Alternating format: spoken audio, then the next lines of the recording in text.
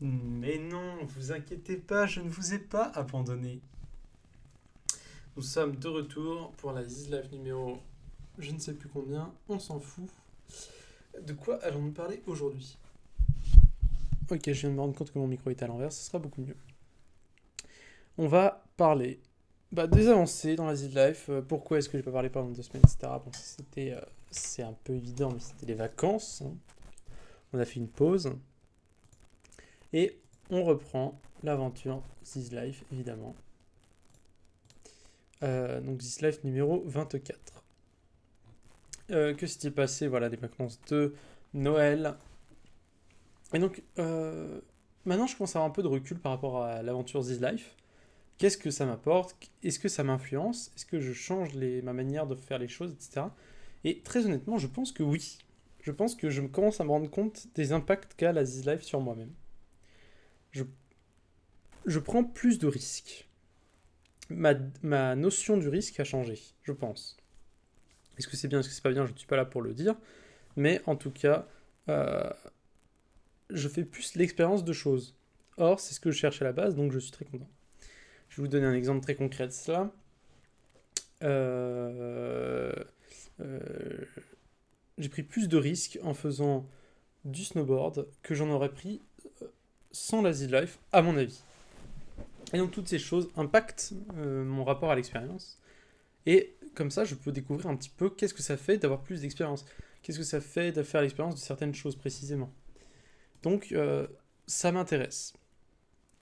Par rapport à l'impact que ça a sur notamment le fait de prendre du risque, je me rends compte que quand on prend du risque, j'ai l'impression qu'on augmente notre sentiment de légitimité par rapport à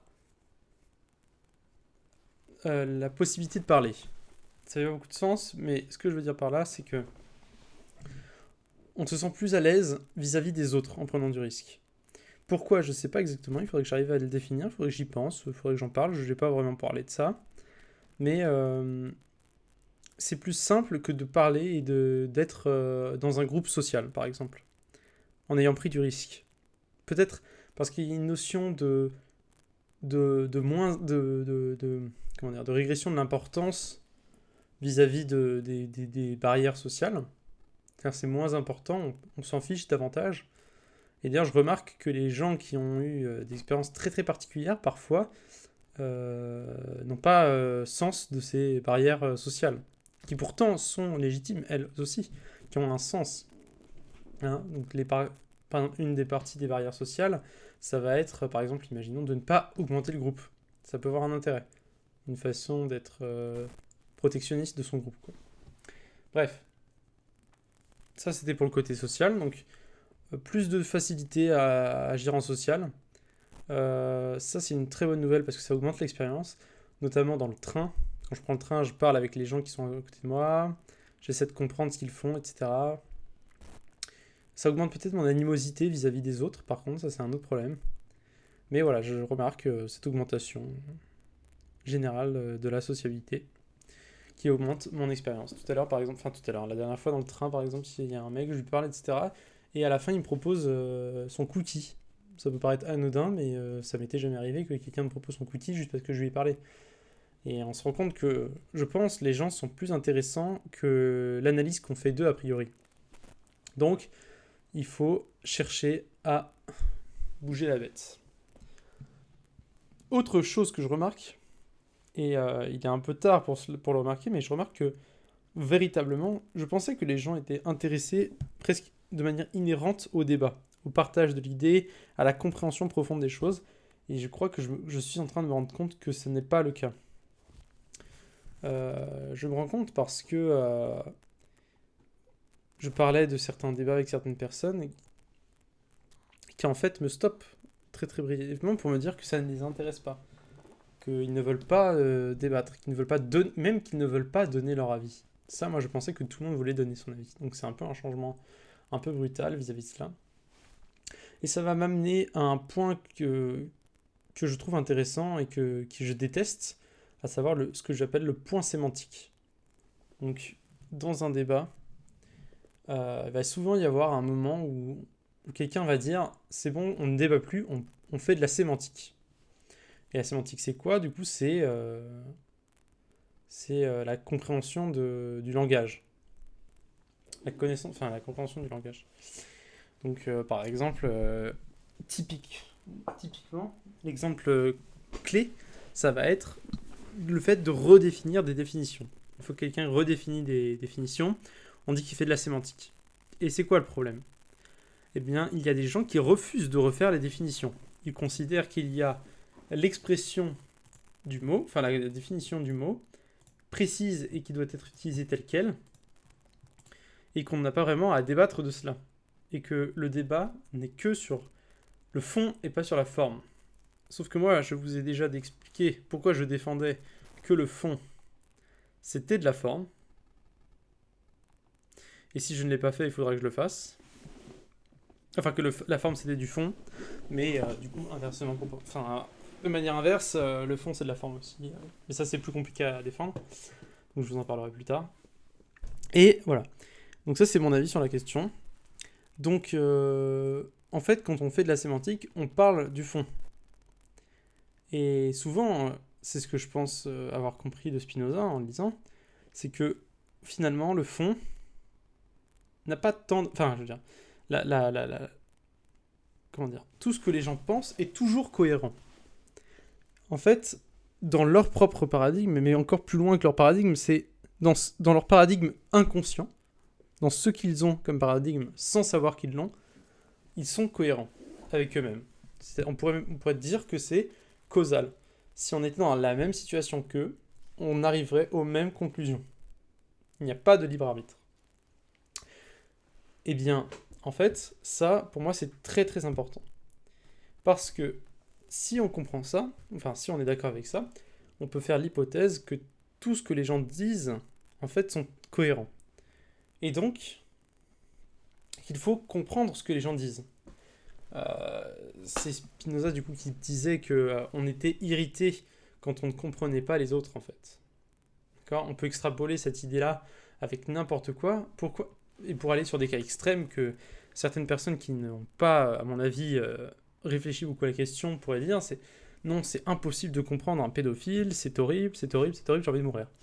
Et ben, en fait, moi, je ne suis pas d'accord avec ça. Je pense qu'on peut tout comprendre. Ça ne veut pas forcément dire qu'il faut le faire, ça ne veut pas forcément dire qu'il faut le laisser le faire, etc. C'est d'autres questions, la morale, mais on peut comprendre, c'est-à-dire empathiquement comprendre. Empathie cognitive, pour le coup. Voilà, donc ça c'est le premier point que je voulais aborder par rapport à la compréhension des gens. Et donc, ce point-là m'invite à dire qu'il n'y faut pas garder des définitions précises.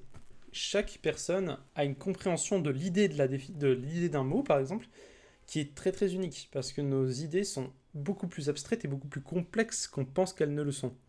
Par exemple, quand je dis que je pense à un paquet de granola, je peux penser à plein de paquets de granola différents. Je peux penser à une position du paquet de granola, je peux penser à des couleurs qui sont un peu des sensations, tout ça, en fait, c'est une infinité de critères, de paramètres qui font partie de la sensation et de l'idée, ce que j'appellerais moi du coup le qualia, le qualia phénoménologique. Et nous, on ne fait que décrire cette sensation. On ne fait que utiliser et poser des mots qui sont plus ou moins précis pour décrire cette sensation. Donc en fait, l'idée, elle est infinie. Elle est extrêmement complexe. Et nous, on essaie de comprendre l'idée. Et en plus de la communiquer. Et donc on fait téléphone arabe. On n'est pas précis sur nos définitions. Les gens ne comprennent pas. Cet ensemble d'incompréhensions cumulées fait que l'idée est comprise différemment. Elle est interprétée. Et nous, notre travail, c'est d'essayer de comprendre ce que les gens comprennent. C'est-à-dire d'englober les différentes interprétations pour comprendre ce qu'on pense être la bonne interprétation. Et peut-être améliorer aussi la définition des mots. Voilà, donc ça c'est très très complexe. Aussi, quelque chose que je voulais prendre en compte qui est très très important selon moi, c'est que parfois on parle d'un sujet qui est juste à côté d'une définition. Et il n'existe pas de mot pour le définir. Et parfois, je pense que le meilleur moyen de définir ce mot, c'est d'utiliser le mot proche et d'expliquer en quoi il change. En fait, c'est comme si on posait les bases de notre environnement. de notre environnement lexical pour le coup. Et une fois qu'on a posé les bases, les gens peuvent débattre de la cohérence des faits.